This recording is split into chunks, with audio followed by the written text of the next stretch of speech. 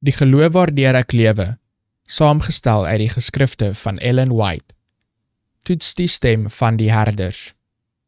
Ek is die goeie herder, en ek ken my eie en word deur my eie geken. Johannes hoofstuk 10 vers 14. Elkeen van ons sal swaar versoek word. Ons geloof sal tot die uiterste beproef word. Ons moet in Christus geanker wees, gewortel en gegrond in die geloof.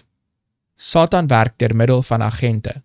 Hy kies diegene wat nie van die lewende waters gedrink het nie, wie se siele dors na iets nuuts en vreemds, en wat altyd gereed is om te drink by enige fontein wat hom mag voordoen. Stemme sal gehoor word wat sê, kyk, hier is Christus, of kyk daar, maar ons moet hulle nie glo nie. Ons het onmiskenbare bewyse van die stem van die ware herder, en hy roep ons op om hom te volg. Hy sê, ek het die gebooie van my Vader bewaar.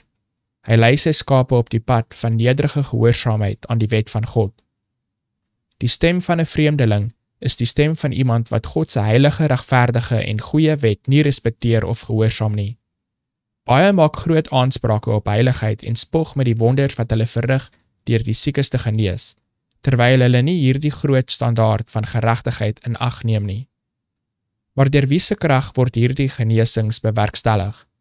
Word die oë van enige party oopgemaak vir hulle oortredings van die wet, en neem hulle hul standpunt in as nederige gehoorsame kinders gereed om al God se vereistes te gehoorsaam? Johannes getuig van die verklaarde kinders van God. Hy wat sê ek ken hom en sy gebooie nie bewaar nie, is 'n leienaar en in hom is die waarheid nie. 1 Johannes hoofstuk 2 vers 4. As diegene deur wie genesings verrig word geneig is as gevolg van hierdie manifestasies, om hulle verwaarlosing van die wet van God te verskoon en in ongehoorsaamheid voort te gaan, alhoewel hulle mag het tot enige en elke mate, volg dit nie dat hulle die groot krag van God het nie. Inteendeel, dit is die wonderwerkende krag van die groot bedrieër. Ons moet oppas vir die gefeinste heiligheid wat oortreding van die wet van God toelaat.